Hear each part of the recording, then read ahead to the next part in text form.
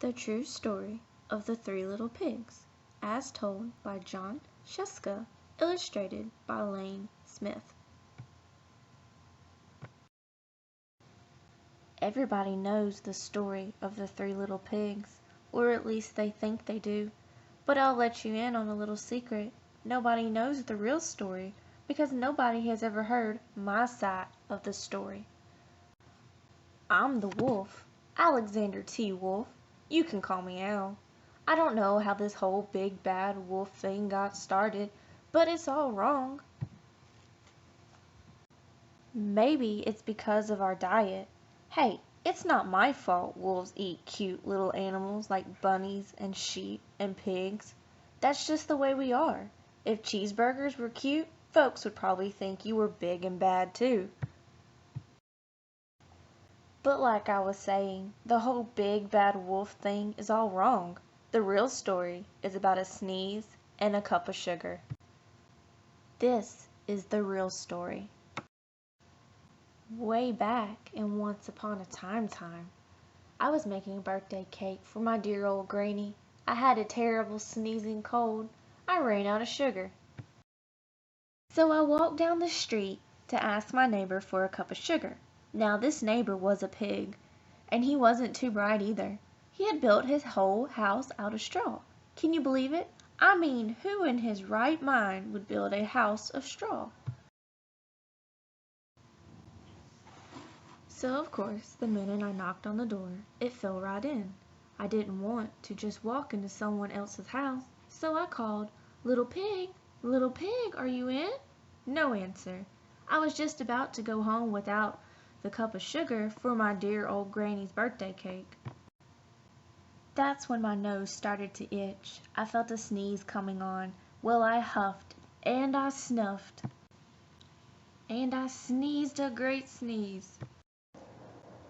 And you know what? The whole darn straw house fell down, and right in the middle of the pile of straw was the first little pig, dead as a doornail. He had been home the whole time. It seemed like a shame to leave a perfectly good ham dinner lying there in the straw, so I ate it up. Think of it as a big cheeseburger just lying there. I was feeling a little better, but I still didn't have my cup of sugar, so I went to the next neighbor's house. The neighbor was the first little pig's brother. He was a little smarter, but not much. He had built his house of sticks. I rang the bell on the stick house. Nobody answered. I called, "Mr. Pig, are you in?" He yelled back, "Go away, wolf, you can't come in. I'm shaving the hairs on my chinny chin chin." I had just grabbed the doorknob when I felt another sneeze coming on. I huffed and I snuffed and I tried to cover my mouth, but I sneezed a great sneeze. And you're not going to believe it, but this guy's house fell down just like his brother's. When the dust cleared, there was the second little pig, dead as a doornail, wolf's honor. Now you know, food will spoil if you just leave it out in the open. So I did the only thing there was to do. I had dinner again. Think of it as a second helping.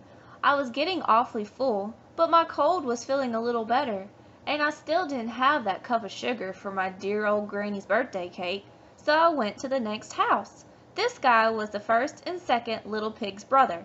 He must have been the brains of the family. He had built his house of bricks. I knocked on the brick house. No answer. I called, "Mr. Pig, are you in?" And do you know what that rude little porker answered?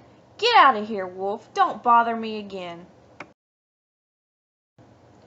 Talk about impolite. He probably had a whole sack full of sugar, and he wouldn't give me even one little cup for my dear sweet old granny's birthday cake. What a pig. I was just about to go home and maybe make a nice birthday card instead of a cake, when I felt my cold coming on. I huffed and I snuffed and I sneezed once again. Then the third little pig yelled, "And your old granny can sit on a pin." Now, I'm usually a pretty calm fella, but when somebody talks about my granny like that, I go a little crazy. When the cops drove up, of course, I was trying to break down this pig's door, and the whole time I was huffing and puffing and sneezing and making a real scene. The rest, as they say, is history. The news reporters found out about the 2 pigs I had for dinner. They figured a sick guy going to borrow a cup of sugar didn't sound very exciting, so they jazzed up the story with all of that huff and puff and blow your house down, and they made me the big bad wolf. That's it, the real story. I was framed. But maybe you could loan me a cup of sugar.